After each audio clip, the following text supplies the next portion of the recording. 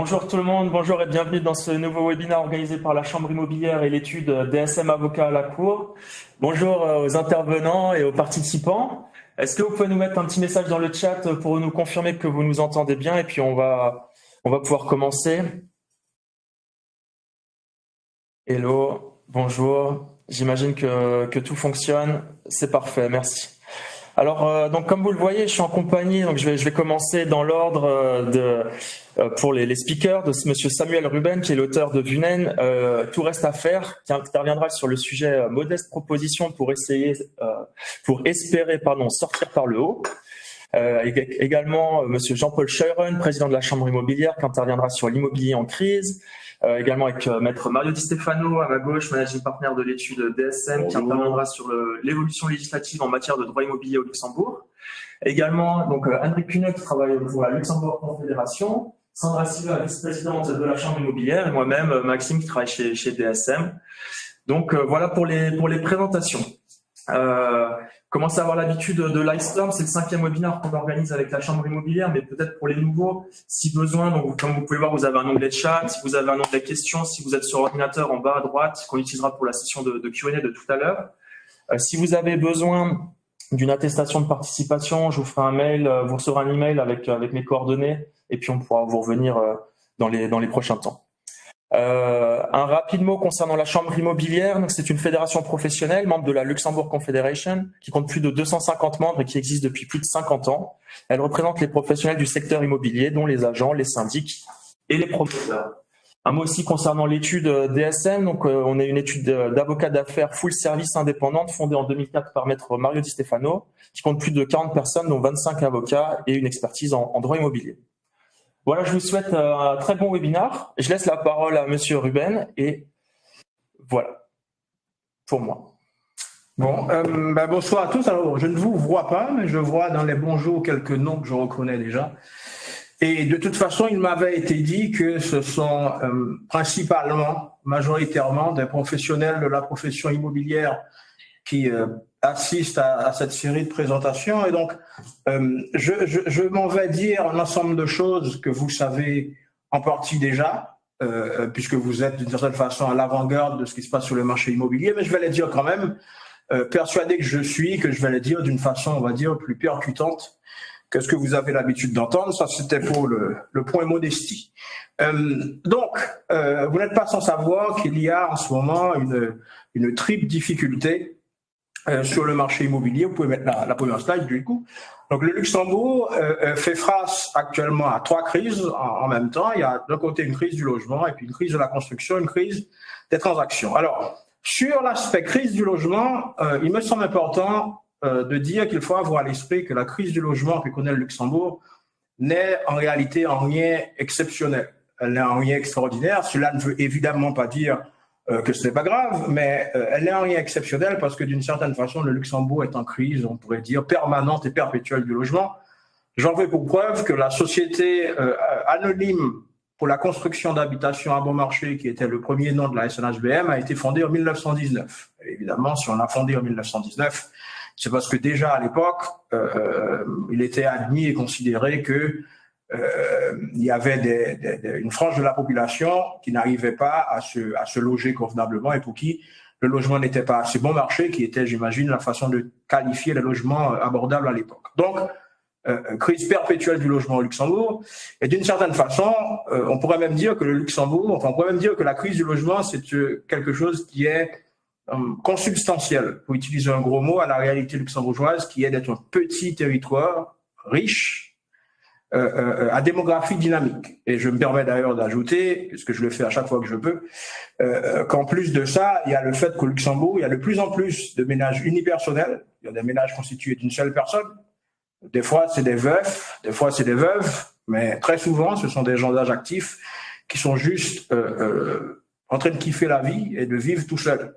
Et que d'une certaine façon, cela, c'est de l'huile rajoutée sur le feu déjà ardent de la crise du logement. Bref, la crise du logement qu'il y a, elle est perpétuelle. Et si vous voulez mon avis que je vous donne, même si vous ne le voulez pas, elle est là pour rester. Donc, rien d'extraordinaire. À côté de ça, vous avez la crise de la construction. Et là, c'est un peu plus inédit. C'est un peu plus inédit parce qu'en l'espace de un an et demi, le secteur de la construction est passé d'une situation où le sujet, le défi, la difficulté, c'était la pénurie de main-d'œuvre. Et en un an et demi, le secteur est passé à la symétrique opposée, à savoir qu'actuellement, le secteur est en surcapacité de production compte tenu de la faiblesse de la demande. C'est pour ça qu'on voit, il y a des entreprises du secteur qui font faillite, il y a des entreprises du secteur qui licencient. Le secteur a été déclaré en état de crise qui va lui permettre de bénéficier du chômage partiel, etc., etc. Alors, évidemment, ça, c'est des choses que vous connaissez, mais je me permets juste d'attirer votre attention sur deux réalités, on va dire.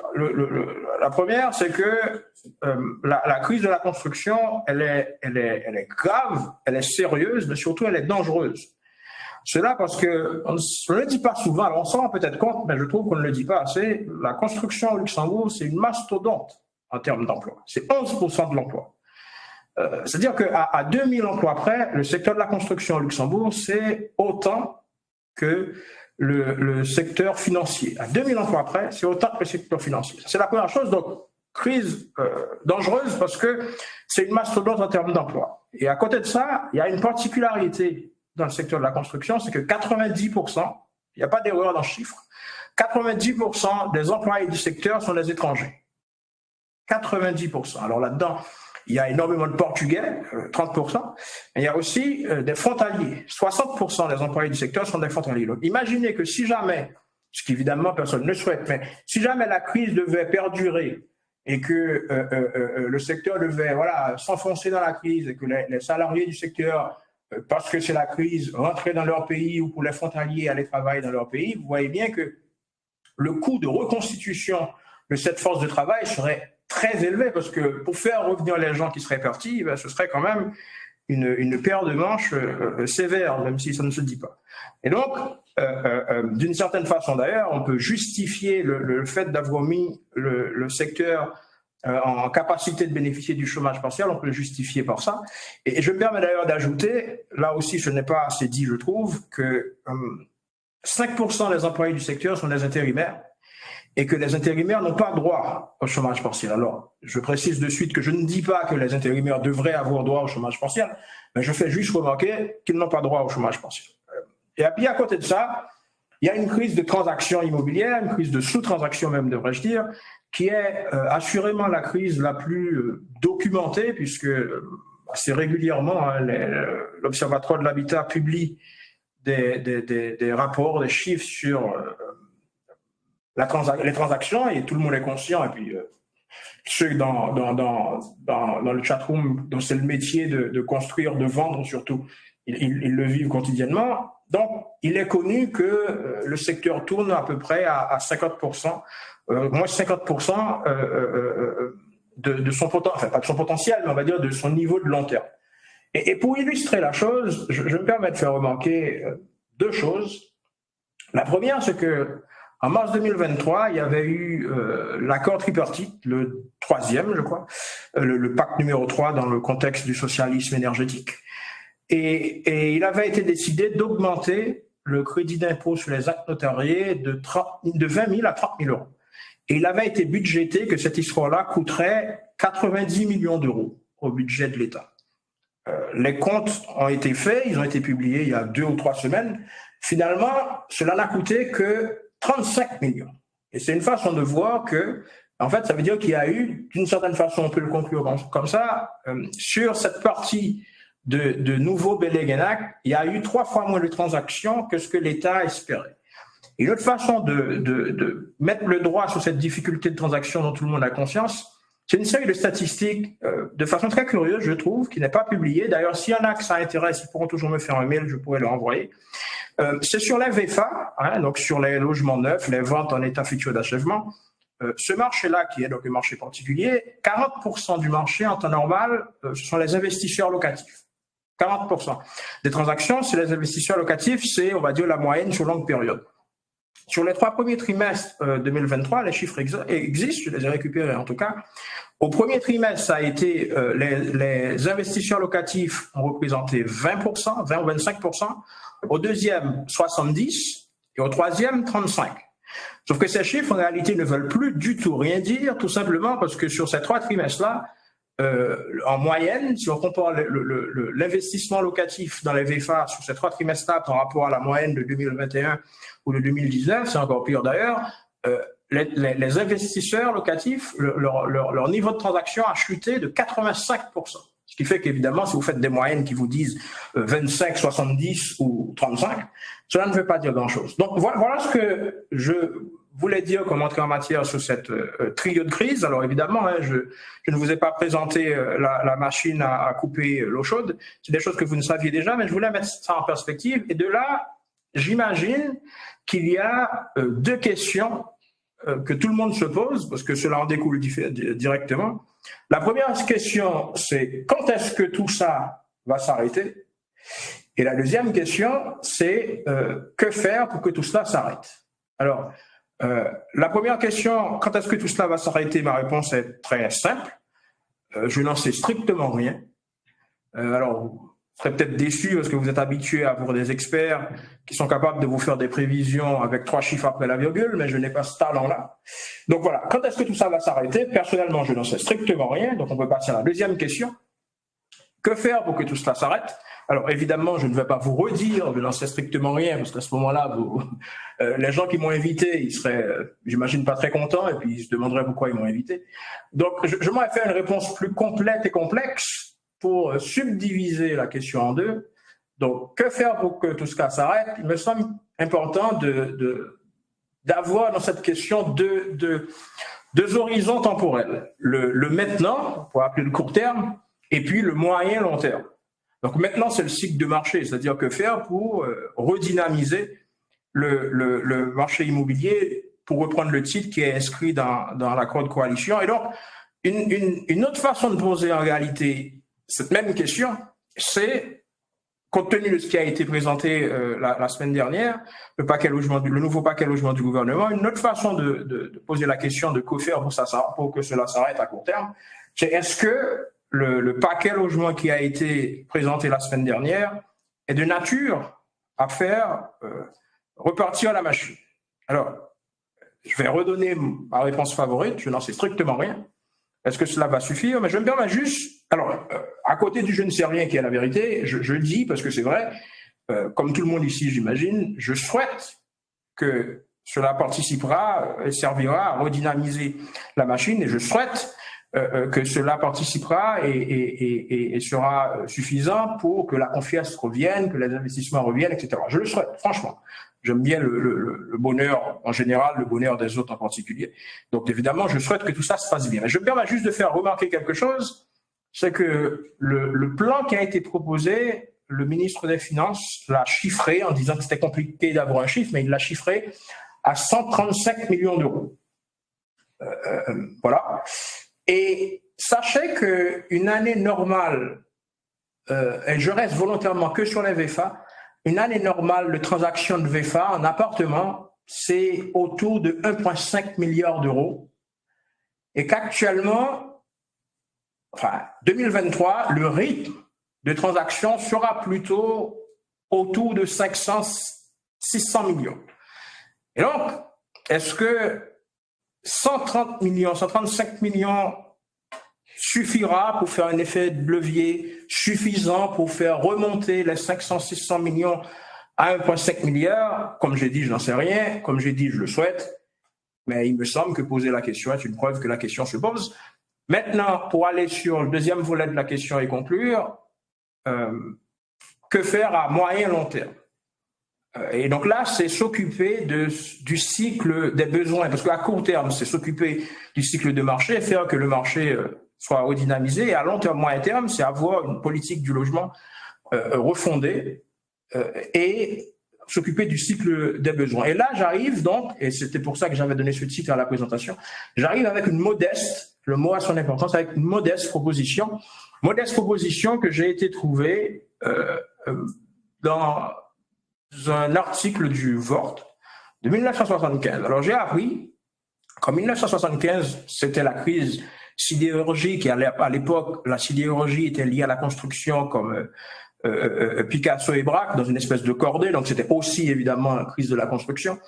Et le Luxembourg a mis en place alors, le nom exact, je vous le donne, puisque j'ai le titre là, voilà, une commission du bâtiment. Alors, la commission du bâtiment était un organe ad hoc qui était formé et constitué de hauts fonctionnaires, de membres de la Chambre des métiers, de la Chambre du travail, ça s'appelait ainsi à l'époque, de la FEDIL, de la Spoorkes, du LCGB, du LAV, qui était l'ancêtre de l'OGBL, de l'ABBL et de la Chambre immobilière. Et donc, toutes ces personnes qui étaient en réalité tous des messieurs, donc tous ces messieurs étaient dans cette commission du bâtiment. Ils étaient chargés d'étudier la situation dans le secteur du bâtiment. Donc ça, c'est ce que fait l'Observatoire de l'habitat, donc j'imagine qu'il n'aurait plus à le faire.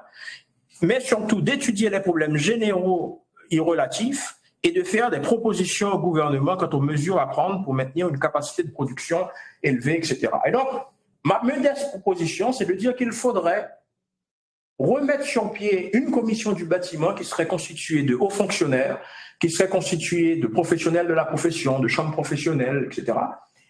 Et le gouvernement devrait les charger de faire un rapport avec une contrainte, c'est que ce rapport-là ne devrait pas faire plus de 25 pages, parce que ça suffit le rapport de 100 pages que personne ne lit. Un rapport qui ne devrait pas faire plus de 25 pages, et ce rapport-là devrait être à la base de ce qui serait une sorte de pacte logement, une sorte d'alliance pour refonder la politique du logement et ce rapport-là qui engagerait d'une certaine façon ceux qui l'écriraient, qui seraient donc des fonctionnaires, mais aussi des constructeurs, mais aussi des promoteurs, mais aussi des banquiers, servirait donc, comme j'ai dit, à refonder la politique du logement autour de nouveaux objectifs qui seraient donc, entre autres, à déterminer par ces personnes-là.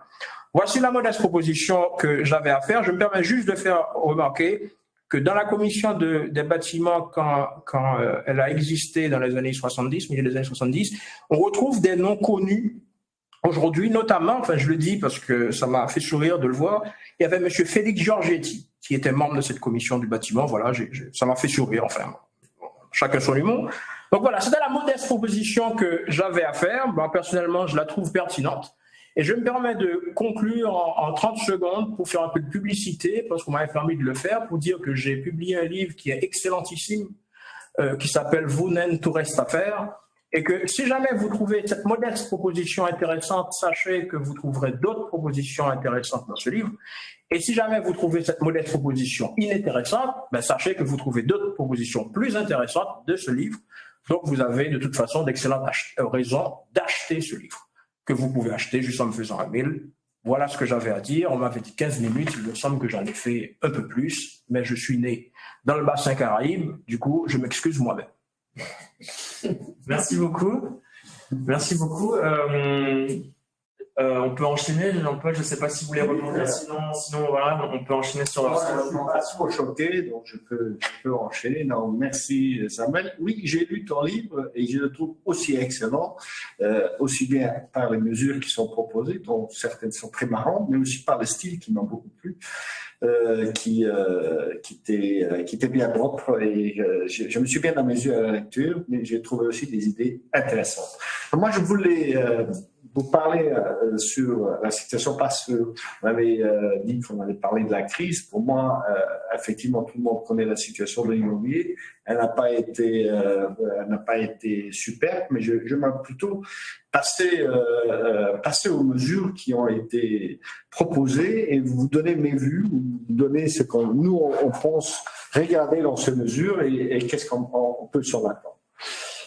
Maintenant, on sort d'une situation, et ça c'est une situation que j'ai connue minimum sur le dernier gouvernement, on sort d'une situation où beaucoup d'éléments ont agi sur la confiance que les acteurs avaient dans le marché. Ce qu'on considérait vraiment comme difficile, c'était qu'on avait beaucoup de difficultés de faire entendre raison au gouvernement pour leur dire à temps, de réagir à temps et de faire une politique acyclique et d'entendre que une crise du logement suivie d'une crise de la construction était en train de se mettre en place avec tous les méfaits que ça faisait. Mais on a vu que dans le passé, on ne nous a pas, soit pas entendus, soit pas écoutés. Mais en tout cas, la politique était plutôt faite dans un sens où on voulait accentuer cette crise et on avait l'impression qu'on voulait aller plus rapidement vers la crise que c'était nécessaire. Et ça, effectivement, on a vu l'année dernière, on a quand même été le dernier étudiant de la classe avec moins 70% des transactions dans le neuf ou de la réalisation de neuf. Donc la crise s'est accentuée effectivement l'année dernière. Donc on avait surtout une grosse crise de confiance. Et avant d'entamer les mesures diverses que le gouvernement vient de proposer ou vient d'annoncer, cette crise de confiance, aujourd'hui, je considère que nous avons affaire à des gens qui semblent entendre notre message et que moi, sur ce point-là, et ça, je vais commencer avec une note positive, je me sens très confiant qu'avec l'équipe en place, on arrivera à aller vers quelque chose de nouveau, vers une nouvelle approche où effectivement, nous, en tant que secteur privé, on puisse participer à résoudre les problèmes qui se posent et qu'on puisse participer à aider le gouvernement à réagir par rapport aux multiples, parce qu'il n'y a pas une crise de logement, des multiples crises de logement qu'on connaît, avec un manque de segmentation. On a le marché, où on parle souvent le marché des prix du marché du neuf, mais d'un autre côté, on oublie complètement que dans d'autres pays, on a résolu ce problème avec des logements locatifs à prix intermédiaire, respectivement des logements abordables à d'autres niveaux pour lesquels nous, en tant qu'acteurs privés, jusqu'à présent, on n'avait aucun souhait de nous faire participer ni à la réflexion, ni à la solution. Mais on peut peut-être passer au slide prochain. Donc, le gouvernement vient de proposer, je ne veux pas les passer en vue une à une pour regarder, mais c'est pour regarder en ensemble, qu'est-ce qu'il y a comme mesures. Il y a d'abord un paquet de mesures qui me semble équilibré au niveau de primo-accédant et acquisition pour compte, pour occupation propre et les mesures pour les investisseurs. Je pense que ça, c'était quelque chose qui, évidemment, tenait beaucoup à cœur du gouvernement de proposer quelque chose d'équilibré. Il y a des mesures que je pense qui aident vraiment pas non seulement les gens qui vont acheter aujourd'hui, mais qui sont aussi dans des situations de stress, notamment parce que les taux d'intérêt ont fortement augmenté. Je pense surtout aux subventions d'intérêt ou les aides qui sont prévues pour les intérêts, aussi des aides fiscales qui sont prévues à ce niveau-là. Donc à côté de cela, il y a toujours une analyse au niveau de la TVA. On n'a pas encore la réponse de la Commission sur où est-ce qu'on peut aller, mais un crédit d'impôt a été en tout cas déjà décidé. Donc l'augmentation du crédit d'impôt pour aider les gens à pouvoir plus facilement tenir compte du fait que quand un logement est déjà entamé, que ça couvre encore les frais d'enregistrement à ce niveau-là. Donc au niveau du primo-accédant, moi je vois la mesure la plus importante aujourd'hui, c'est la subvention d'intérêt, qui est quand même un peu plus qu'à 1% qui est prévu. Donc, c'est une aide substantielle à laquelle vient s'ajouter une garantie de l'État qui a été augmentée de 30 à 40%, dans laquelle les gens peuvent avoir l'assistance, mais où l'État peut garantir un crédit et donc augmenter la bancabilité du client. D'un côté de cela, il y a toutes les mesures qui vont augmenter les revenus d'accessibilité aux aides individuelles à la pierre. Et ça, à ce niveau-là, évidemment, ça peut aussi jouer pour aider toute personne à se retrouver et vraiment redynamiser le marché des primo-accédants sur le marché. On peut peut-être passer à l'investisseur. Au niveau des investisseurs, c'était des mesures où c'était évidemment, il est tout à fait clair qu'aujourd'hui, avec la situation des crédits hypothécaires et des taux d'intérêt d'aujourd'hui, on s'attend à ce que la redynamisation vienne aussi de l'investisseur. Si on a connu des années où l'investisseur était plutôt invité à s'abstenir du marché de la location, aujourd'hui, on se rend compte que chaque locataire a besoin d'un bailleur et que s'il n'y a pas de bailleur, il y a la situation qu'on connaît sur le marché. S'il n'y a pas de bailleur, il n'y a pas de logement. S'il n'y a pas de logement, le prix de la location explose. Donc, à côté du coût du logement à l'achat, on rencontre alors le problème de se loger tout court, avec vraiment un vrai souci sur l'attractivité de Luxembourg pour les jeunes talents. Et c'est vraiment la situation dans laquelle on est depuis maintenant 2 ans. Où c'est une des raisons pourquoi le gouvernement a aussi pris cette option pour rappeler les investisseurs et vraiment les inviter à revenir vers le marché en faisant le benchmark pour un investisseur. Ça, c'est une mesure neuve. Mais je pense que la mesure la plus importante, c'est un amortissement accéléré. L'amortissement accéléré qui est plafonné aujourd'hui avant le passage à la Chambre des députés à 250 000 €, ce qui correspond à Luxembourg-Ville plus ou moins à une acquisition entre 6 et 8 millions d'euros en fonction de la valeur ou de la quote-part du terrain. Donc, ce qui est quand même déjà un investissement supérieur à ce qu'on avait jusqu'à présent et avec lequel on peut éventuellement commencer à faire. À ce côté de ceci, il y a l'imposition de plus-value qui va être réduite aussi temporairement.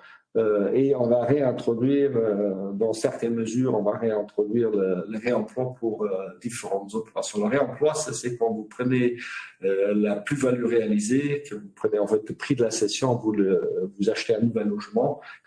Dans ce cas-là, vous n'êtes pas obligé de payer des impôts et on appelle ça le réemploi de la plus-value.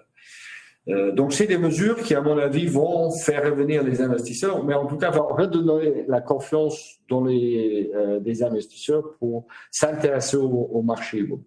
À côté de cela, il y a encore plusieurs mesures diverses qui vont aider.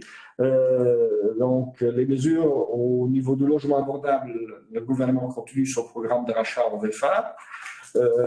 Il y a une exonération fiscale qui est prévue pour les employeurs qui veulent soutenir des salariés, donc donner une aide à la location. Donc aujourd'hui, c'est 25%, avec un maximum de 25% et avec un gain potentiel sur une prime au logement exonérée de 100 € pour le salarié, ce qui permet quand même de donner un petit bonus aux jeunes talents et leur aider dans leur démarche de se loger au Luxembourg. Les incitations fiscales pour les entreprises pour créer du logement, on attend encore les dernières finesses sur ce sujet et c'est certainement quelque chose qui sera discuté dans les mesures plus long terme. Diverses mesures qui me semblent importantes, c'est la transparence des prix immobiliers. Donc, on sache déjà ce qui est annoncé. On a trop vu sur le passé des prix annoncés sans TVA, avec 30% de TVA, avec 17% de TVA. Donc, qu'on soit transparent sur les prix et aussi sur les mètres carrés pour permettre à l'acquéreur de pouvoir analyser ses prix et prendre sa décision avérée.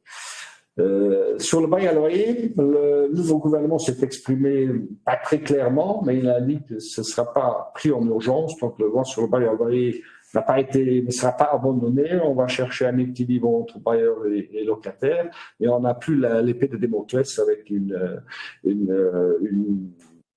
une idée qu'il faut absolument plafonner le loyer. Donc aujourd'hui, le plafond du loyer n'est plus le sujet d'urgence qu'on avait connu la dernière année. Il y a aussi des mesures pour l'agence immobilière sociale. On va exonérer l'impôt, donc on va exonérer 90% des revenus de location pour les biens qui sont mis à disposition de l'AIS. Et on va étendre les ventes au fonds du logement. Il n'y aura plus de plus-value à payer. Donc oui, ils sont dans le même régime que si vous vendez aux communes et aux autres, à l'État et aux autres promoteurs publics. Ils étaient jusqu'à aujourd'hui, ils étaient exclus de cette mesure. Maintenant, on a dit avec toutes ces mesures, qu'est-ce qu'on pense du marché? Je pense que c'est le marché depuis l'année dernière. Pour moi, c'est un marché d'opportunistes. Donc, vous avez aujourd'hui la possibilité d'acheter, que ce soit dans le neuf ou dans l'existant. Il y a des bonnes opportunités qui se présentent pour les acquéreurs qui sont solvables. Donc, mais les premiers arrivés, ce sont les premiers servis. Maintenant, il y a les mesures sur la table. Donc, on a connu les derniers 3 mois, on va dire, depuis l'annonce fin novembre, qu'il y aurait des nouvelles mesures jusqu'à l'annonce des mesures la semaine dernière. On a vraiment connu une situation où quasiment d'absence de clients parce que tout le monde attendait les mesures. Maintenant, les mesures sont là et là, on sent déjà que les téléphones sont en train de reprendre.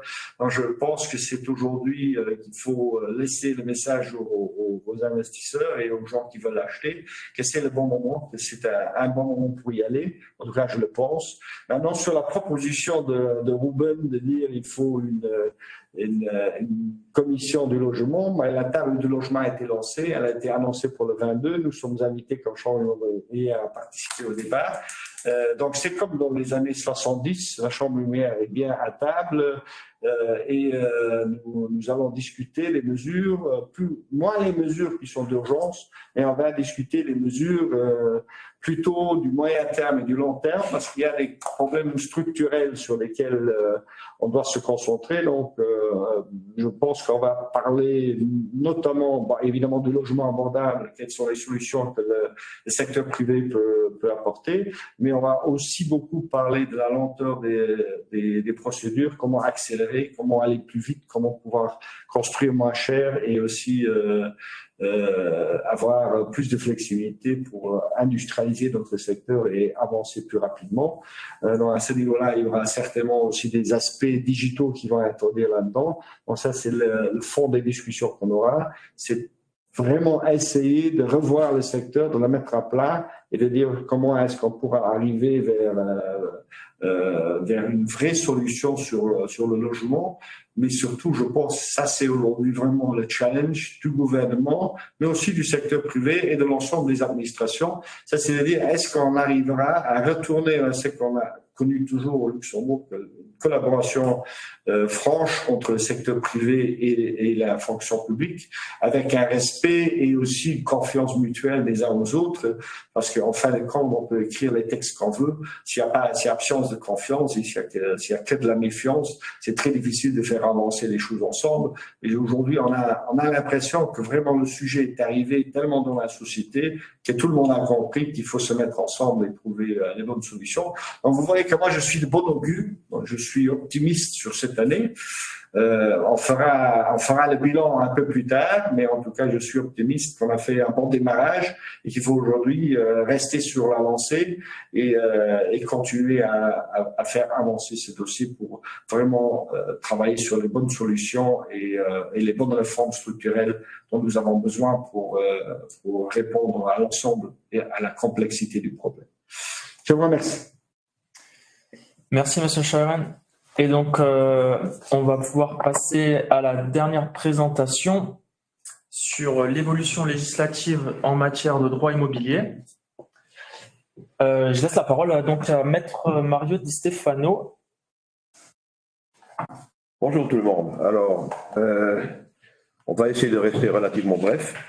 Il y a quand même quelques petites nouveautés législatives qui sont déjà en vigueur, d'autres qui sont encore dans le pipeline. Après, on va quand même encore faire référence à une petite jurisprudence, donc on dépasse le cadre du strictement législatif. Donc, c'était déjà l'introduction. Donc, on passe aux changements récents dans la législation. Alors, une première réforme qui a un impact sur l'immobilier, c'est la réforme du régime du droit d'établissement. Donc, il y a une loi du 26 juillet 2023.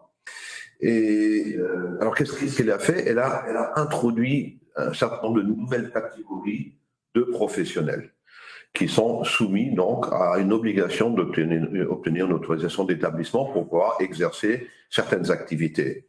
Alors, la première, c'est la catégorie de l'apporteur d'affaires immobiliers. Alors, on se dit, mais ça existe déjà, c'est les agents.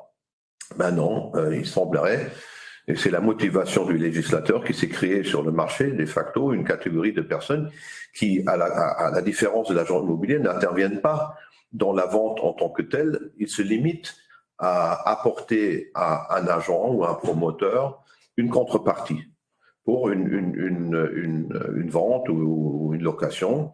Et à ce moment-là, ils se font rémunérer pour cet apport. Mais ils n'interviennent pas dans la transaction telle que telle. Jusqu'à maintenant, cette activité, bien qu'elle ait pu être exercée également par des agents immobiliers dûment autorisés, cette activité échappait quelque peu à l'obligation d'avoir une autorisation d'établissement, ce qui pour le législateur posait plusieurs problèmes, dont l'un était la protection du consommateur.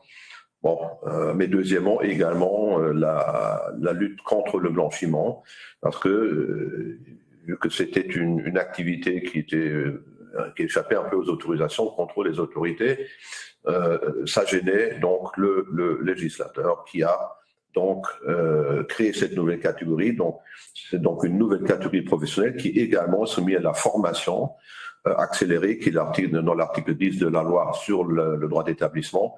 Donc il faudra passer une formation spécifique pour pouvoir exercer une telle activité.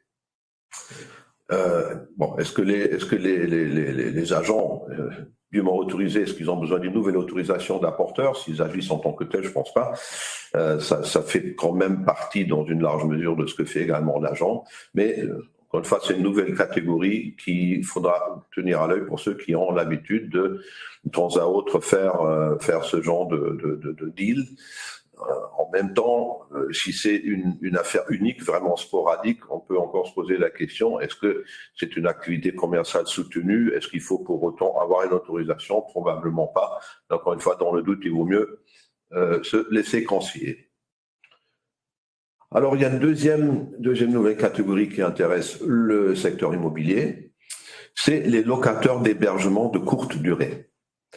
Alors, ce qui est clairement visé, c'est les locations style Airbnb, mais qui ne sont pas nécessairement de très courte durée. Ce ne sont pas des locations par nuitée ou par semaine, également visées par mois. Donc, si j'ai quelqu'un qui me loue un logement pour plusieurs mois, à partir du moment que ce n'est que passager et que la personne n'y établit pas sa résidence effective et administrative, je risque de tomber sous cette catégorie-là si je loue entre guillemets 80 nuitées ou plus au cours d'une année. Et on va cumuler donc chaque unité d'hébergement, on va faire un décompte des nuitées et on va additionner toutes les nuitées avec les autres unités d'hébergement offertes par un même exploitant. Et ce décompte sert de base pour le calcul du seuil des 90 nuitées. Donc voilà, c'est principalement c'est type Airbnb. Alors, la question qui se pose, je commence donc à mettre en location des biens en Airbnb ou équivalent. Et alors on n'est pas rémunéré par Airbnb pour faire de la publicité pour Airbnb. Je dis Airbnb parce que c'est un peu comme Big par exemple. C'est une société qui est sur le marché, qui a quand même un peu imprimé son nom sur l'activité. Donc juste pour éviter les malentendus. Et donc cet exploitant entre guillemets, dans un premier temps, il va pas rentrer dans la catégorie aussi longtemps qu'il n'a pas rempli les 90 nuitées. Qu'est-ce qui se passe s'il dépasse ce seuil? À ce moment-là, il devra, à ce moment-là, au plus tard, entrer dans une formation accélérée et la réussir dans un délai de 6 mois qui suit la réalisation de ce seuil, grosso modo, de 3 mois. Donc, c'est un peu spécial comme règle. Il y a un autre problème aussi qui concerne, à mon humble avis, les professions libérales. Parce que aujourd'hui, jusqu'à l'entrée en vigueur de cette loi, quelqu'un qui avait une autre profession pouvait très bien dire, bon, j'ai un patrimoine privé, donc j'ai des appartements, j'ai des studios, je vais les louer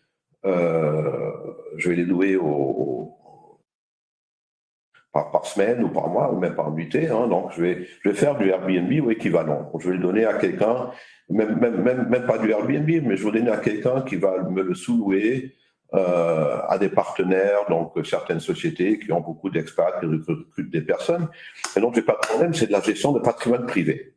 Aujourd'hui, cette activité est érigée en activité commerciale parce qu'on voit difficilement quelqu'un avoir un appartement loué 9 mois à l'année à, disons, à quelqu'un qui a établi sa résidence et 90 nuitées à quelqu'un qui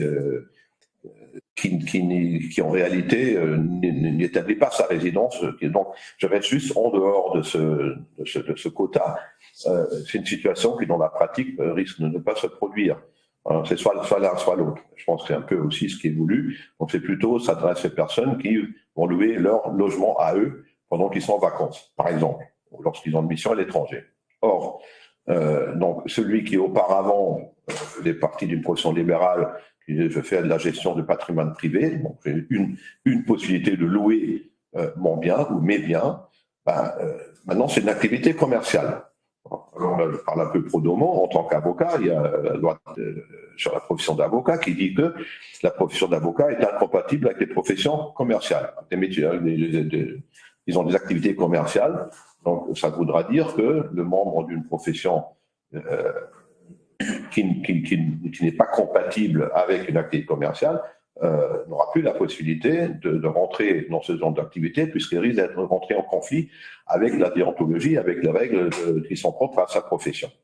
Donc, c'est quelque peu problématique et on peut se poser la question si c'est vraiment compatible avec certains principes constitutionnels. Mais bon, on ne va pas dépasser ce cadre-là aujourd'hui. Autre activité, entre guillemets, nouvelle, l'activité n'est pas nouvelle, mais la réglementation est nouvelle. Donc, il y a l'activité de location de bureaux ou d'espaces de travail partagés. Donc, c'est des bureaux de coworking qui existent quand même depuis pas mal de temps. Et il y aura aujourd'hui donc une formation à faire. Il y aura l'autorisation à obtenir en tout état de cause. C'est pas de la location, c'est pas du commerce général, c'est quelque chose de spécifique. Et il y a un délai de 2 ans pour se mettre en conformité. Et il y aura des sanctions pénales en cas de non-respect de la loi. Dans ce contexte, je permets encore une fois de rappeler un peu le pied qui peut se présenter dans ce que je appellerais des contrats hybrides, c'est-à-dire que j'ai une société qui veut établir son siège social dans un lieu de coworking et donc on m'offre non pas un contrat de bail mais un contrat de service qui me permet également d'avoir un pied-à-terre, d'avoir un bureau déterminé.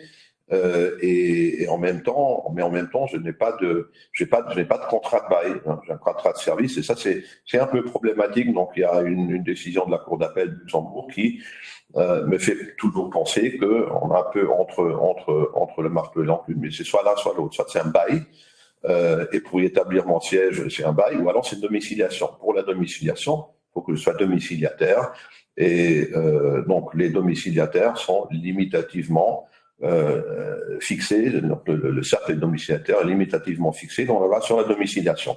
Donc les commerçants en général n'en font pas partie, il n'y a que certaines professions réglementées qui peuvent domicilier. Donc il faudra faire attention lorsque quelqu'un propose donc un contrat entre guillemets hybride qui est quelque part à cheval entre la domiciliation et le bail. Ça risque de poser des problèmes à plusieurs niveaux, y compris par exemple par rapport à la déduction de la TVA en amont sur un bâtiment. Donc attention.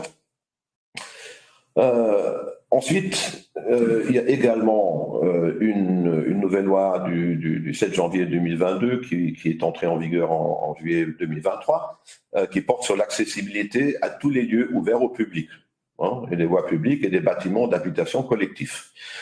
Donc, pour les nouvelles constructions, c'est déjà en vigueur, il faut en tenir compte, et il faudra donc, dans chaque projet, chaque autorisation, il faudra mettre en œuvre également des mesures qui permettent d'assurer et de certifier que les conditions d'accessibilité sont bien remplies.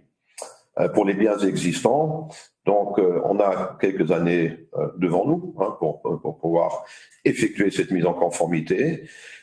Donc a priori jusqu'au 1er janvier 2032, donc, si on prend les délais qui ont été prévus initialement pour la loi sur la copropriété, qui ont toujours été prolongés, On va voir dans quelle mesure c'est vraiment réaliste de pouvoir y arriver, parce qu'il y a quand même cette accessibilité. Il y a certains bâtiments pour lesquels ce sera plus compliqué que pour d'autres. Et heureusement, il y a des dérogations possibles pour les biens existants en cas d'impossibilité technique ou en cas de charges disproportionnées, mais également si c'est incompatible avec la protection d'un bâtiment ou d'un site par rapport à la protection des sites et monuments nationaux. Donc, au moment où la loi a été votée, donc c'était encore l'administration des sites et monuments nationaux. Aujourd'hui, c'est l'INPA. Donc, la législation a quelque peu changé par rapport à l'organisme ou l'administration qui est en charge de cette protection. Mais encore une fois, si on lit dans la loi la référence à l'administration des sites et monuments, faut aujourd'hui penser à l'INPA. Donc, comment ça va se passer dans la pratique? Donc, il y aura a priori un contrôle de conformité à effectuer et un certificat de conformité des plans de construction aux exigences d'accessibilité à délivrer soit par un architecte ou ingénieur conseil, dûment autorisé, ou alors par un contrôleur technique en accessibilité. Donc, ce contrôleur technique, il sera donc une activité, sera un agrément spécifique par rapport à ce contrôle de conformité. Donc, il y aura du travail devant d'un côté les architectes et ingénieurs conseils et de l'autre côté les contrôleurs techniques en accessibilité pour, au fur et à mesure, mettre disons, à jour les différents bâtiments existants. Et encore une fois, pour les bâtiments nouveaux, ça fera une case supplémentaire à cocher lors de la conception d'un projet. Il y a dans ce contexte également des aides financières et il y a également des sanctions pénales en tant cas de non-respect à la loi. Donc, ça peut être la fermeture, il y a également des interdictions de participer à des marchés publics. Donc, il faudra quand même lentement, mais sûrement se pencher sur la question. Mais bon, les professionnels du secteur ne manqueront pas d'intégrer ces obligations dans leur procédure.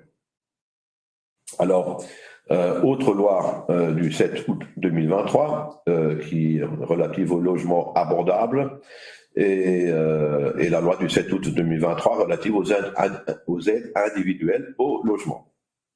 Donc, il y a donc la notion de logement abordable qui est définie. Donc, il y a l'harmonisation du système des soi-disant aides à l'APR pour la création de logements abordables. Je pense que le logement abordable aujourd'hui, c'est un peu un moving target dans la mesure où on a entendu qu'il y a un certain nombre de logements abordables qui sont sur le marché qui ne trouvent pas acquéreurs parce qu'ils ne sont pas assez abordables ou alors que les personnes qui pourraient se les permettre ne sont pas éligibles pour pouvoir les acquérir. Donc ça également, il y a un équilibrage qui sera à refaire. Donc le concept du bailleur social est encore une fois introduit dans cette loi. Donc, c'est l'organisme qui assure la gestion locative des logements destinés à la location abordable et le bon vivre ensemble dans les quartiers à développer. Bon. Et il y a également une éligibilité des candidats locataires selon un barème prenant en compte le niveau de vie des ménages. Donc, du neuf également de ce côté-là. Le processus d'attribution des logements abordables sera a priori concentré vers un guichet unique. Il y aura une consécration législative du concept de gestion locative sociale. Donc, c'est des logements loués et mis à disposition à des prix en dessous du prix du marché par des partenaires conventionnés de l'État. La création d'un registre national des logements abordables. On reviendra très brièvement sur la question générale un peu des registres communaux et nationaux en matière du parc immobilier du pays. Et donc, la refonte du système des aides individuelles au logement. Donc, il y a un nouveau système de primes et subventions et un certain assouplissement des conditions d'octroi qui peut-être étaient un peu trop rigides et dépassées par les événements et l'évolution du marché dans le passé. Autre loi qui intéresse les services aux personnes âgées, donc ça n'intéresse pas tous les bâtiments, mais ça intéressera à partir du 1er mars 2024 les structures d'hébergement et services d'aide et soins à domicile et les centres de jour destinés aux personnes âgées. Donc, il y aura donc des socles en matière d'infrastructure, prestations de services et de personnel d'encadrement. Et également, il y aura la mise en œuvre de moyens de contrôle auprès des organismes gestionnaires. Il y a une évaluation de la qualité des services tous les 3 ans. Donc, vous le rappellerez qu'il y a eu assez récemment une sorte de scandale, plutôt en France qu'à Luxembourg, mais où il y a eu des grands questionnements par rapport à la qualité des services dans certains organismes et certaines sociétés d'exploitation de ce genre de prestations. Et donc, je pense que c'est aussi une réaction à ces questionnements-là qui font que donc, la qualité des services doit être évaluée tous les 3 ans.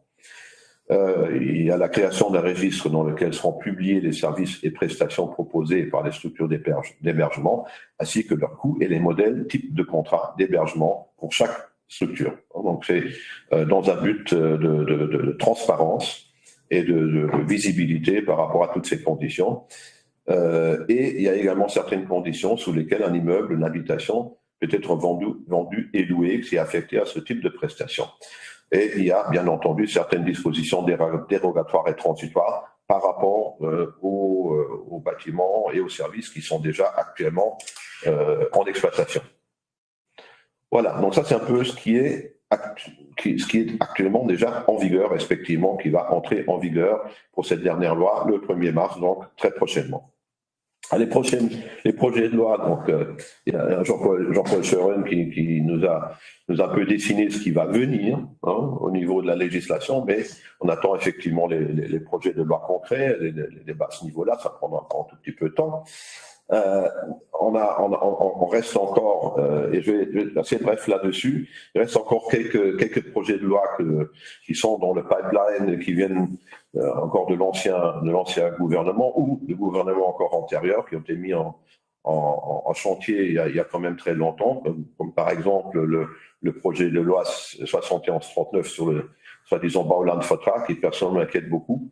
Parce que je ne suis pas sûr que je suis plutôt sûr que les conséquences d'une éventuelle mise en œuvre de cette idée risquent d'avoir un effet assez néfaste sur le développement des projets d'immobilier de logement par des servitudes publiques qui risquent plutôt de créer des situations de blocage que de vraiment mobiliser et accélérer le développement de projets de logement. Mais je ne vais pas rentrer dans le détail. On a déjà parlé de ceci dans notre webinaire, mais ça reste quelque chose d'un peu inquiétant, à mon humble avis. Bon, pour l'instant, c'était renvoyé en commission des affaires intérieures. Il n'y a pas de consensus politique pour l'instant. Bon, on verra ce qui va se passer à ce niveau-là. Il y a toujours la question, est-ce que le projet de loi sur le bail à usage d'habitation, qui a fait l'objet de beaucoup de discussions encore jusqu'aux élections, on en parle un peu moins depuis, mais c'est toujours un projet de loi qui existe. Et ce n'est pas une surprise que c'est quelque chose qui inquiète beaucoup les investisseurs, ce que les orateurs qui m'ont précédé ont effectivement un peu soulevé. Est-ce que les mesures actuellement annoncées, et surtout par rapport au fait qu'elles sont temporaires, est-ce que vraiment ça va suffire à débloquer le marché? Est-ce que ça va recréer la confiance des investisseurs dans le logement? Parce que c'est un peu le problème. Ça ne surprendra personne que ce projet de loi et également les annonces qui ont été faites au niveau politique ont beaucoup inquiété les investisseurs dans le logement locatif. Bon, à Luxembourg, on a quand même un grand pourcentage de propriétaires, donc les gens habitent dans leurs propres biens, mais on a quand même encore un parc de logements locatifs. Je crois que c'est autour des 30%, si je ne m'abuse pas. Et vu que Luxembourg est un pays qui a une croissance démographique quand même assez extraordinaire, pendant les dernières décennies. Donc, il faut pour maîtriser cela, il faudra quand même encourager l'investissement dans le logement locatif et pas uniquement dans le logement qui est destiné à l'acquisition par les particuliers.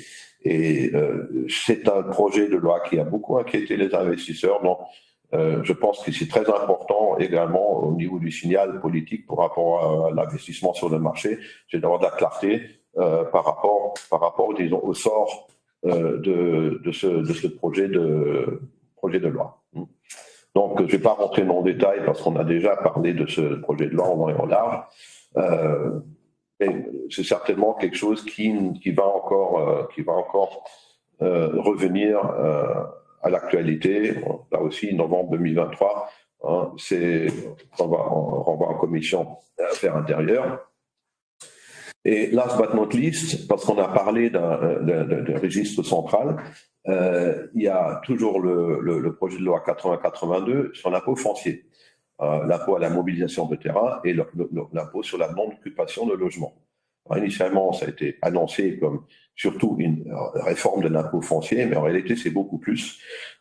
C'est quelque chose qui va complètement révolutionner, entre guillemets, la gestion du parc immobilier du pays, également au niveau administratif et fiscal, parce que l'idée, c'est de créer, par l'intermédiaire d'un rassemblement de registres au niveau communal, dans un registre national qui reprend l'intégralité du parc immobilier du pays, avec toutes les informations qui sont utiles ou nécessaires pour le législateur, pour les administrations, pour appliquer un certain nombre de mesures, comme effectivement mettre à jour l'impôt foncier qui, rappelons-le, toujours basé sur un régime qui remonte à l'occupation allemande dans les années 40 et qui est actuellement a été réformé en Allemagne aussi, ce qui a donné lieu à un certain nombre de procès également en Allemagne. Au Luxembourg, on n'est pas encore là, ce n'est pas encore approuvé, mais le Conseil d'État a émis plusieurs oppositions formelles contre le projet de loi actuel, mais encore une fois, c'est quelque chose qui, outre à la réforme générale de l'impôt foncier pour le mettre un peu à jour, l'idée est toujours sur la table de soumettre des biens qui ne répondent pas à une mobilisation suffisante ou qui ne sont pas occupés c'est un peu comme les SUV à Paris, de dire voilà, on va augmenter les frais, les frais de stationnement pour les biens immobiliers qui ne sont pas conformes, disons, à leur vocation sociale et socialement responsable. Donc là aussi, c'est quelque chose qui va encore devoir évoluer dans le processus législatif suite donc aux commentaires du Conseil d'État, mais affaire à suivre. Je ne vais pas rentrer plus dans le détail parce que sinon je vais encore dépasser le temps qui m'est imparti.